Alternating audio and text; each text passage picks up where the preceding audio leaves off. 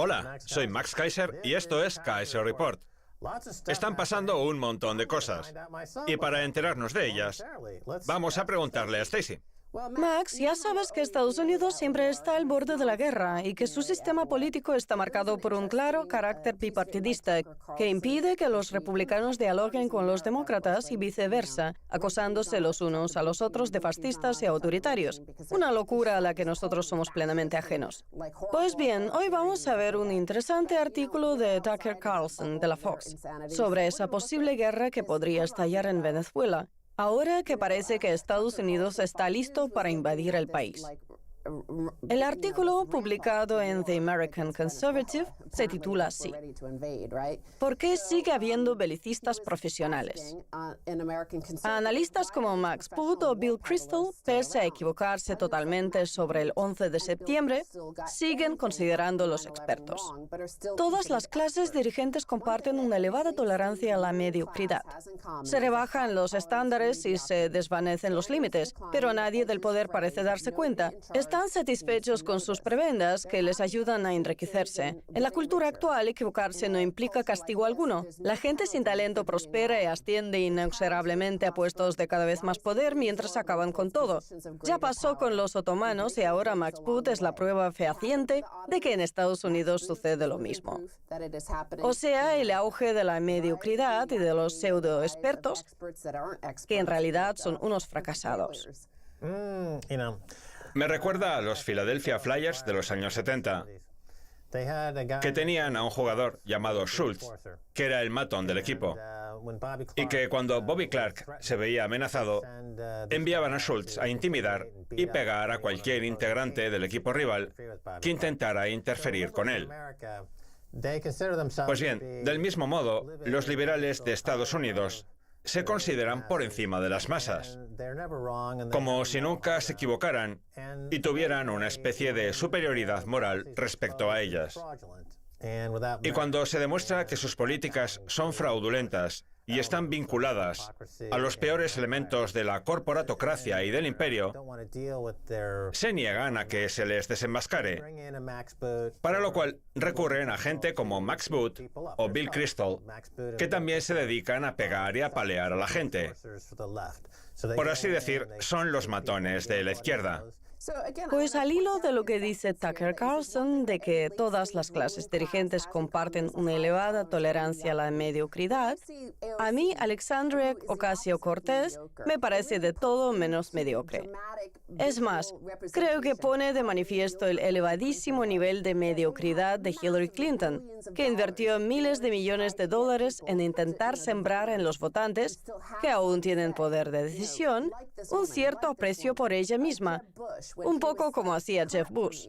Son unos mediocres que encima nos obligan a apoyar los conflictos bélicos. Y si ellos son unos mediocres, lo mismo puede decirse de nuestro sistema financiero y de nuestra élite, no solo de Max Boot o de Bill Kristol. El mismo calificativo se les puede aplicar también a Hillary Clinton, a Al Gore, a George Bush, a Jeff Bush, a Ted Cruz, a Theresa May. Son todos unos mediocres que no dejan de querer meternos en guerras. Pero bueno, si he sacado a colación este artículo, ha sido porque Saifedean Ammous, autor del patrón Bitcoin, ha respondido a ello de una forma que podría considerarse contraria a la mediocridad, con un análisis muy profundo del porqué de esas constantes guerras y de esos mediocres que nos gobiernan. El dinero fiat permite librar guerras sin que suponga costo alguno para los gobiernos, convirtiendo a gentuza belicista, detestable y sedienta de sangre como Max Boot o Bill Kristol, que nunca han tenido que pagar los gastos derivados de su filosofía, en expertos en política exterior. Saifedean Ammous tiene toda la razón al defender el dinero duro. De ahí que haya pseudoeconomistas como ¿cómo se llama? Francis Coppola. Eso, Francis Coppola, en el Reino Unido, que lo critican sin motivo alguno, más allá de su propio fracaso. Pues bien, lo que defiende Saifedean Ammous es que el dinero duro disuade a los mediocres y combate la emisión de dinero destinado a las guerras. Es bien sabido que cuando un imperio se desvanece, la mediocridad es la que lo rige todo. Y en el caso de Estados Unidos, ese pan y circo es el dinero fiat gratuito, también llamado teoría monetaria moderna, que tiene por objeto mantener a las masas con la boca cerrada, lo cual fomenta la mediocridad. En cambio, bien podría decirse que la brillante Alexandria Ocasio-Cortez es precisamente todo lo contrario a la mediocridad. Es una excelente política, emprendedora, es una mujer joven y una auténtica amenaza para los mediocres. De alguna manera es el equivalente a Bill Gates o a Elon Musk en el mundo de la tecnología, solo que ya se dedica a la política. Volviendo a la respuesta de Saifedean, vamos a ver unos cuantos tweets más sobre cómo el dinero duro permite acabar con la mediocridad. Porque si esos mediocres no son capaces de atraer capital, sus ideales caen en saco roto. En cambio, si esos ideales mediocres nos llevan a la guerra, eso a los demás nos genera un gasto desproporcionado. Fíjate, por ejemplo, en lo que pasó con Francia. Mandó todo el oro a Estados Unidos para luchar contra la Revolución estadounidense. Y que cuando se lo gastó todo, acabó decapitando a sus gobernantes, que se habían quedado sin dinero para darle de comer a la población. Pues bien, en el 2003, Wolfowitz declaró en el Congreso estadounidense que la guerra de Irak prácticamente no implicaría costo alguno, cuando en realidad ha supuesto un gasto superior a los $2 billones. Si tuviéramos un dinero duro, Wolfowitz habría tenido que recaudar esos 2 billones antes de iniciar la guerra, pero con la relajación monetaria actual, la carnicería puede continuar, haciendo que los contribuyentes paguen la factura durante décadas. Cuando teníamos un dinero duro, los gobiernos tenían que financiar sus operaciones bélicas con los impuestos de los contribuyentes, con lo cual aquellos países que se embarcaban en conflictos innecesarios acababan quebrando. De allí que las guerras fueran limitadas y que los reyes intentaran no diezmar innecesariamente a sus costosos ejércitos. El dinero duro fomenta la competencia, por lo que aquellos que están en su contra tampoco quieren competir, sino que prefieren ser rentistas, sacar tajada y emitir moneda. Fíjate, por ejemplo, en Ben Bernanke, es gobernador de la Reserva Federal, que ahora trabaja en Citadel, cuyo presidente se embolsó el año pasado $100 millones, consiguiendo que personajes como Ben Bernanke se dediquen a una serie de actividades ilegales como operaciones con información privilegiada, conspiración, sedición. Ben Bernanke es culpable de todos esos delitos, por lo que bien puede definírsele como un traidor. Lo que pasa es que por algún motivo se le considera un intelectual y se le alaba por ello, a pesar de estar acabando con su propio país. Con un sistema fiat, uno puede ser todo lo idiota que quiera, sobre todo cuando maneja la máquina de emitir dinero fiat y cuando controla la divisa de reserva mundial, que no es otra que el dólar, por lo que puede hacer más tonterías que ningún otro habitante del planeta Tierra. Y claro, como en el Reino Unido se creen el perrito faldero de Estados Unidos, pues piensan que pueden hacer tantas tonterías como los estadounidenses. De allí que haya gente como Gavin Williamson, el ministro de Defensa británico, que amenace con utilizar su contundente poder contra China, sin tener en cuenta que para atacar al gigante asiático, con sus 1.400 millones de habitantes, sus grandes reservas de oro y su poderoso ejército, les haría falta un dineral. Lo que pasa es que los ciudadanos lo aceptan, porque si hace falta todo ese dinero, se emite deuda y listos. Yo, cuando iba al colegio, me metía en bastantes peleas porque sabía que contaba con la protección de mi hermano mayor. Sí. Pues bien, al Reino Unido lleva años pasándole lo mismo. Se le llena la boca profiriendo amenazas, pero luego no tiene dinero para llevarlas a la práctica, cosa que se volverá aún más evidente cuando abandone la Unión Europea. Y la verdad, cuando eso suceda, no podré parar de reír. Ya, pero el Banco de Inglaterra, el Banco de Japón y el BCE básicamente cuentan con el amparo de la Reserva Federal. Por cierto, al hilo de lo que dice Saifedean Ammous, lo cierto es que llevamos en guerra desde el 2001 Desde entonces, no hemos dejado de tener conflictos armados en Estados Unidos.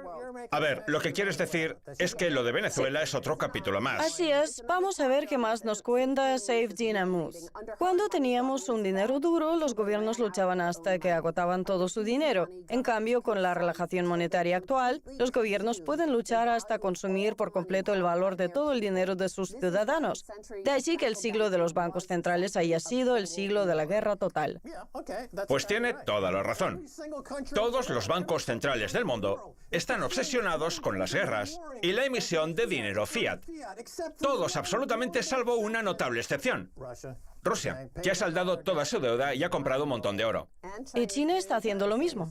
Sí, Rusia es un país serio, al contrario que el Reino Unido, que no hace más que tonterías y se lleva premios absurdos. Y que Estados Unidos, que está dispuesto a renunciar a su soberanía. Solo hay un país que considere que se puede actuar de otra forma. Y ahora ya sabemos cuál es. Saifedean Ammous habla también del gasto de electricidad que supone minar bitcoins, analizando por qué el costo de la minería de bitcoins nos puede salvar de la masacre. El costo real del bitcoin reside en los equipos en la electricidad necesarios para hacer funcionar la red, mientras que el costo real del dinero fiat son los cientos de millones de muertes financiadas por el gobierno, convertido en omnipotente gracias a la inflación. ¿Cuál de las dos opciones les parece más cara? ¿Cuál prefieren pagar en este siglo XXI? Es cierto que Bitcoin puede acabar consumiendo la mitad de la electricidad de todo el mundo, pero si eso sirve para evitar una guerra, acabaría convirtiéndose en la mejor ganga de la que haya disfrutado jamás la humanidad. El Bitcoin tiene que ser la aplicación más importante de la electricidad. ¿Se les ocurre un mejor uso de la misma que acabar con los asesinos a gran escala? Todos los venezolanos y el resto de sudamericanos y centroamericanos deberían inscribirse en la cuenta de Patreon de Saifedean Ammous, que está articulando para ellos la hoja de ruta que deben seguir para deshacerse de su opresor, del dinero fiat y del imperio. Está clarísimo. Y para deshacerse de Bill Kristol, de Max Boot, de Elliot Abrams, de hecho es una auténtica locura que Elliot Abrams siga teniendo un papel en la política exterior y militar de Estados Unidos, cosa que no sucedería en un mundo regido por una norma del oro o del Bitcoin, en el que la gente se rebelaría, las políticas no las decidiría este perturbado de Abrams, que nos sale muy caro. Si le enseñáramos un monedero de bitcoins, seguro que se derretía como la bruja mala del oeste en un mar de lágrimas. Este hombre es de lo peorcito que hay, un auténtico terrorista. En fin, vamos a olvidarnos de esos terroristas como Elliot Abrams y hacer una pausa. Les esperamos a la vuelta con mucho más. No se vayan.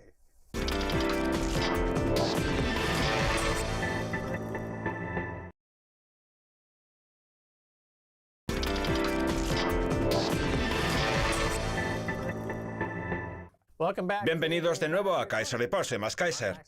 Es hora de viajar hasta Nueva Jersey para hablar con Michael Pento, de pentoport.com.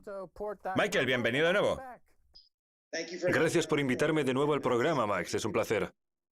Pues claro que lo es. De hecho, probablemente sea uno de los mayores placeres que se puedan experimentar, sobre todo si uno se encuentra atrapado en Nueva Jersey. En fin, Michael, tengo una pregunta para usted. La Reserva Federal ha declarado hace poco que la flexibilización cuantitativa no va a emplearse solo en situaciones de emergencia, sino que puede llegar a ser permanente. ¿Qué opina? Max, el tema de la flexibilización cuantitativa no da para bromas. Se ha convertido en un asunto tan grave en Estados Unidos y en el resto del mundo que ya no se puede hacer chistes al respecto. Y eso que antes del programa tenía pensado hacer alguno. Sobre todo si tenemos en cuenta la destrucción que está provocando de la clase media. Yo creo que es ridículo darles tanta credibilidad a los miembros del Comité Federal de Mercado Abierto y a los banqueros centrales de todo el mundo. Si recuerda, hace unos años, Janet Yellen dijo que el ajuste cuantitativo, que consiste básicamente en dar marcha atrás a la flexibilización cuantitativa, sería un auténtico aburrimiento. ¿Mentía o realmente estaba convencida de ello? No estoy seguro. Lo que también nos prometió es que no volveríamos a ver otra crisis financiera. Y el 3 de octubre, Jerome Powell, el actual gobernador de la Reserva Federal, le dijo a la opinión pública estadounidense que el ajuste cuantitativo sería de forma automática y que los intereses interbancarios subirían hasta el 3 o el 3,5%. Pues bien, tras 10 años de intereses cero y una subida del mercado bursátil del 300%, hace un par de meses la bolsa cayó en torno al 20% respecto a su nivel máximo. Y aproximadamente un 7% respecto al nivel del 2018, lo cual hizo que la Reserva Federal entrara en pánico y empezara a plantearse un nuevo programa de flexibilización cuantitativa tras emitir 3,8 billones de dólares.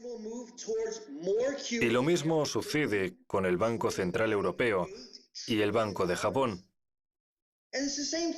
¿No le da miedo a la gente de este país que los intereses nominales vayan a permanecer constantemente en torno al nivel del 0% y que los intereses reales vayan a ser negativos? ¿No les da vergüenza? Vamos, que el precio de los activos no va a dejar de aumentar, lo cual va a acabar con la clase media, y la inflación va a subir como nunca y durante un periodo de tiempo mucho más prolongado, sin que a nadie, más allá de usted, parezca importarle. Entiendo perfectamente que no quiera abordar el tema desde una perspectiva desenfadada, porque desde luego se trata de algo muy grave. Y ya que el término emergencia nacional está tan de moda estos días, lo cierto es que los intereses cero pueden calificarse como tal, puesto que inflan el precio de los activos, lo cual hace crecer las desigualdades económicas y acaba con la clase media, sin la cual se acaba teniendo una economía de señores feudales y siervos, que es justo de lo que pretendía huir Estados Unidos con la Declaración de Independencia. Pero bueno, Michael, hay una cosa que me gustaría comentar con usted. La semana pasada, dos economistas del FMI, el Fondo Monetario Internacional, dejaron entrever que los países deberían crear un sistema monetario a dos niveles para empezar a aplicar intereses negativos a los ahorristas y al dinero en efectivo. O sea, que los intereses no se quedarían en el 0%, sino que se adentrarían en terreno negativo, lo que constituye una confiscación pura y dura del dinero de nuestras cuentas. Todo ello para animarnos a gastar más y para disuadirnos de ahorrar, lo cual, a su vez, acaba con nuestra soberanía y nuestros derechos. Dígame, Michael Pento, ¿qué opina al respecto? Me da a mí que usted está de acuerdo conmigo. Si los bancos centrales son capaces de aplicarnos un interés negativo a los depósitos, eso significa que tendremos más motivos para sacar nuestro dinero del sistema bancario, lo cual hará que los bancos se vuelvan insolventes y no van a dejar que pase eso, salvo que se adopte una criptodivisa a nivel federal o a nivel de algún banco concreto, como ha pasado con Jamie Dimon, porque no se pueden imponer intereses negativos y pretender que la gente siga teniendo dinero en efectivo.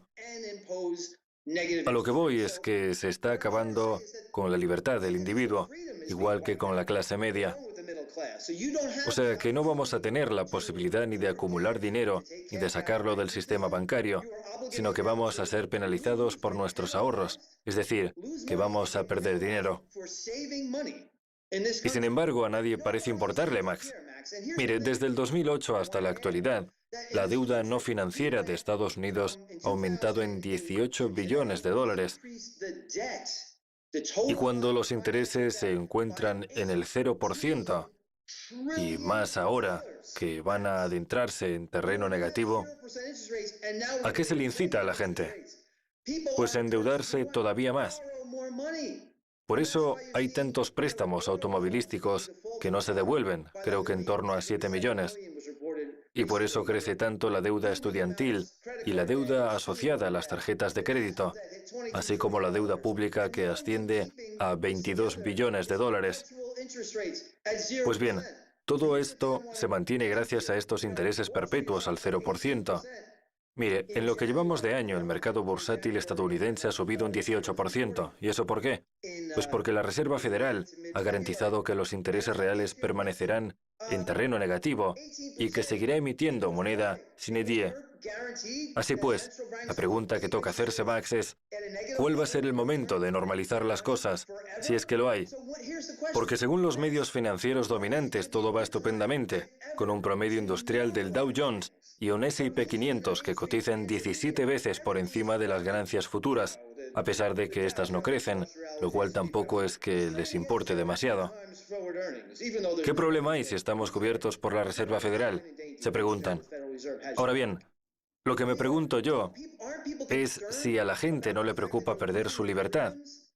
Porque, como ha dicho usted de manera sucinta, la esencia de un país libre y viable es una clase media fuerte, no las 400 familias más poderosas, que son las dueñas de casi toda la riqueza de Estados Unidos, y tampoco el empobrecimiento de aquellos que ya de por sí son muy pobres, sobre todo por tener que dedicar la mayor parte de sus ingresos a los alimentos, a la ropa, al combustible y a la vivienda. El país está dormido, así que he decidido que mejor no hago bromas sobre el tema, porque se trata de un asunto realmente grave.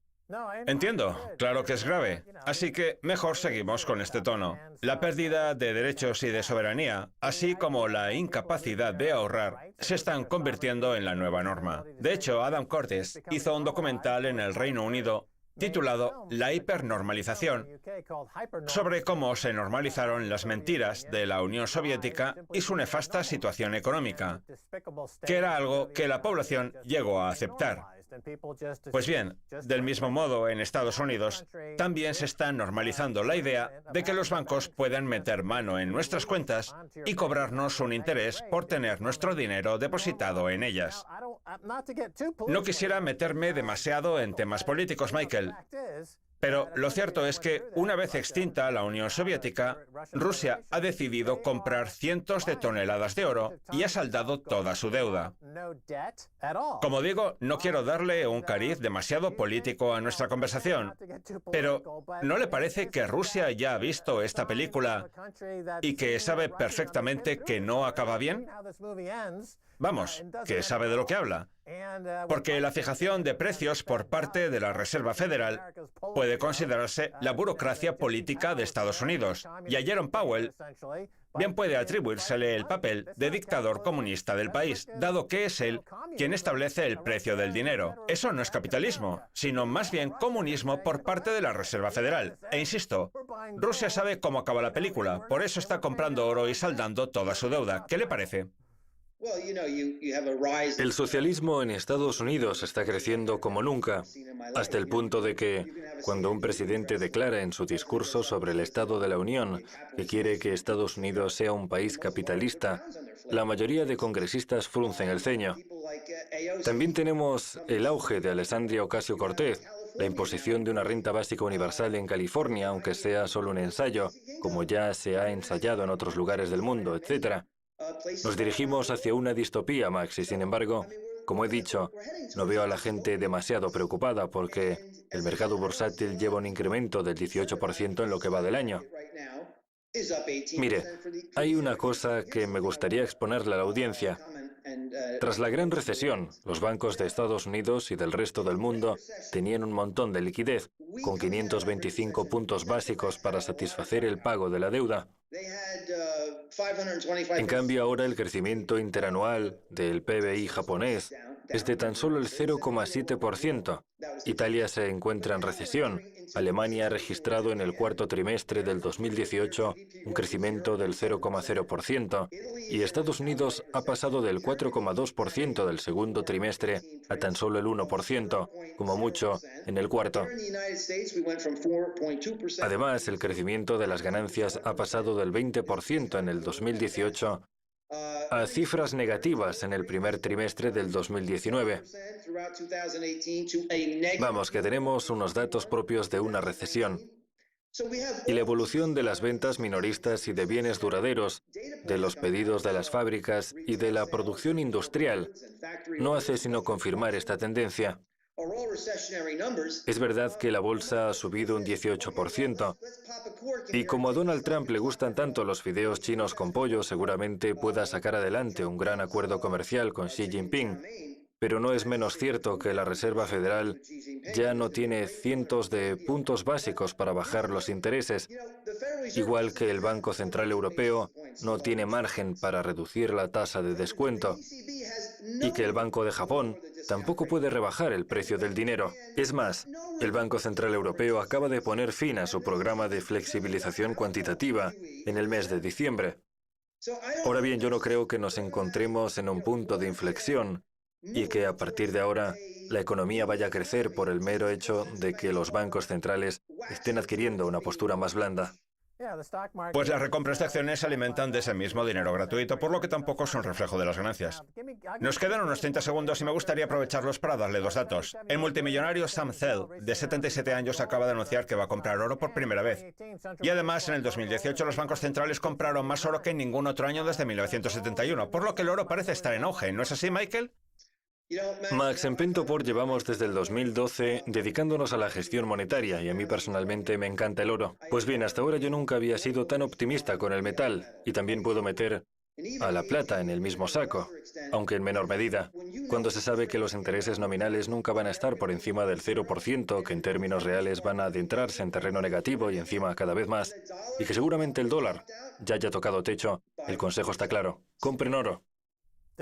Ahí queda el consejo de Michael Pento, de pentoport.com, una de las figuras más inteligentes de Wall Street que además se dedica en el día a día a la gestión monetaria. Les invito a que entren en su web. Gracias por haber estado en el programa, Michael. Gracias a usted, Max. Muy bien, esto es todo por hoy en Kaiser Report. Somos más Kaiser y este es Herbert. Quiero dar las gracias a nuestro invitado Michael Pento de pentoport.com. Si quieren, escríbanos un tweet a Kaiser Report. Hasta la próxima. Adiós.